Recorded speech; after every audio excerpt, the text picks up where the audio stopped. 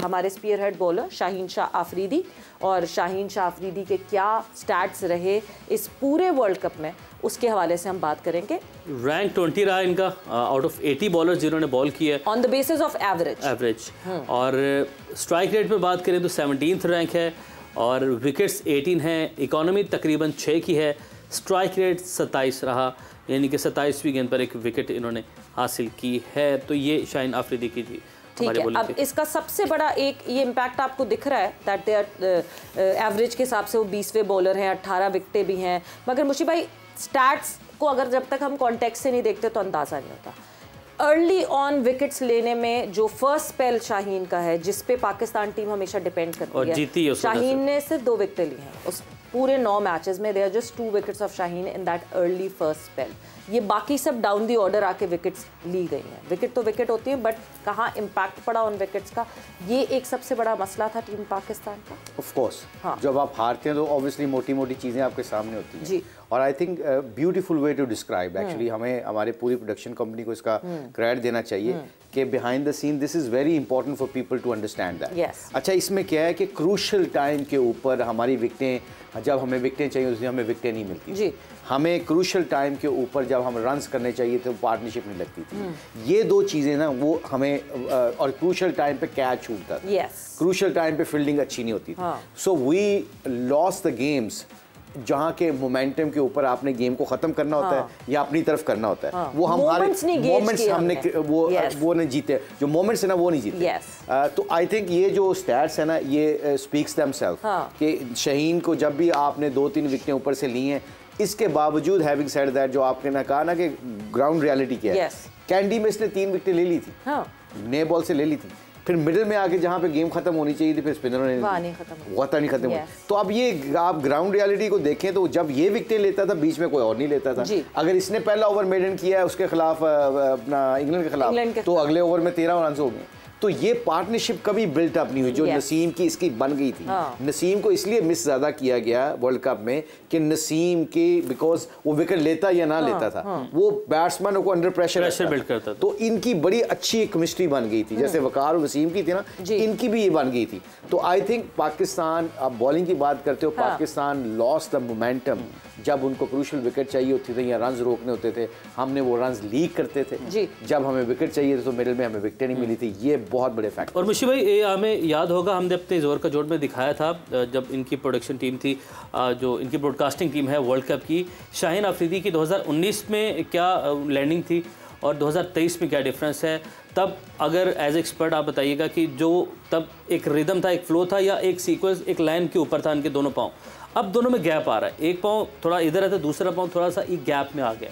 ये इंजरी के बाद हुआ है, पेस कम होने की ये रीज़न है, या as per situation wickets bowler करते रहते हैं राइट लेफ्ट लैंडिंग उसकी? नहीं, ये बहुत बड़ा उन्होंने आईसीसी ने जो वो दिखाया था, बहुत बड़ा इशू था ये हम सब के साथ होता है। ये यूसुफ से, मेरे से, जो भी हमारे क्रिकेटर्स खेले हुए हैं क्रिकेट, उनके सब के साथ होता है। आपको पता नहीं चलता ओवर द टाइम ना, आप इतनी क्रिकेट खेल रहे होते हो, आपको फाइन ट्यूनिंग की जरूरत होती है। इसलिए you need expert coaches, good coaches. Analyst का बड़ा रोल होता है, एनालिस्ट बैठा के आपको दिखाता है। अब शाहीन का जो पाँव है ना अगला, वो ऑलमोस्ट, मैंने कल देख रहा था मैच में, जो आखिरी मैच खेला है, वो फ्रंट लाइन पे टच कर रहा था। अगला पाँव फ्रंट लाइन पे टच कर रहा था। जब आपको मैं मोमेंटम बता देता हूँ, चाहे वो स्पिनर हो या फास्ट बॉलर हो, जब आपका पाँव लैंड करते इधर आ जाता है ना, ये वाला लाइन, और ये खुल जाता है, तो आपका जान जो होती है ना, जो आपको कहते हैं अप एंड ओवर, ये जो फास्ट बॉलर का भी होता है कि फिर क्रीज के ऊपर आप जब रुक के मारते हो ना, तो आपका जोर पूरा नहीं लगता, इसलिए आपकी पेस कम होती है। जब आपकी अलाइनमेंट तगड़ी हो जाती है ना, वो देखे ना फेंकने वाले, अगर उनकी अलाइनमेंट तगड़ी होती है ना, तो उनके पावर ज्यादा होती है। ये सारी अलाइनमेंट की गेम है, ये बैटिंग हो, फील्डिंग हो, बॉलिंग हो, अलाइनमेंट आपकी तगड़ी रहनी चाहिए। अब शाहीन का पहले वो 19 का दिखाया था उन्होंने, वो बिल्कुल सही था, अलाइनमेंट ऐसी थी, ठीक है। अब यहाँ पे आया हुआ है। अब ये छोटी चीज नहीं है, ये बहुत बड़ी चीज है। इतनी सी टेक्निक आपकी बैट्समैन की, बॉलिंग की, आपकी एवरेज को 45 से 35 ले जाती है, और आपके जो स्ट्राइक रेट है वो 27 से आपको 19 पे 17 पे ले आता है। तो ये छोटी छोटी चीज़ें नहीं है, बहुत बड़ी चीज़ें होती हैं, और ये एक्नॉलेज करना बहुत ज़रूरी है, और इसके ऊपर प्रैक्टिस करना बड़ी ज़रूरी है। जितने भी इंटरनेशनल क्रिकेटर्स होते हैं, जो हमारा एक्सपीरियंस है, वो फ़ौरन इसको रिएक्ट करते हैं और फ़ौरन इसको ठीक करने की कोशिश करते हैं, क्योंकि कहते हैं ना कि under pressure your technique will help you to come out from under pressure. Under pressure, बिल्कुल. Moving on further, अगले फास्ट बॉलर हमारे हारिस रऊफ की बात करते हैं कि हारिस रऊफ का ये वर्ल्ड कप कैसा रहा और क्या उनके स्टैट्स हैं. सो रैंक की बात करें तो 67 रैंक पे हैं वो according to the average and 63rd rank पे हैं according to the strike rate. Economy देखें तो 6.23 की है, सिर्फ 4 विकेटें हासिल कर चुके हैं और हारिस से 4 नहीं, हारिस की विकेट्स गालिबन थोड़ी ज़्यादा हैं, विकेट्स इसकी ज़्यादा होंगी. स्ट्राइक रेट बहरहाल हारिस थोड़े कॉस्टली रहे यूसुफ भाई और फास्ट बॉलर उसको मार पड़ी है. आप भी ऐड कीजिएगा ये कि मार्क वुड इंग्लैंड के 150 प्लस पे 755 पे करते हैं और हारिस रऊफ दोनों तेज़ तरीन इस वर्ल्ड कप के बॉलर्स थे, दोनों को बहुत मार पड़ी.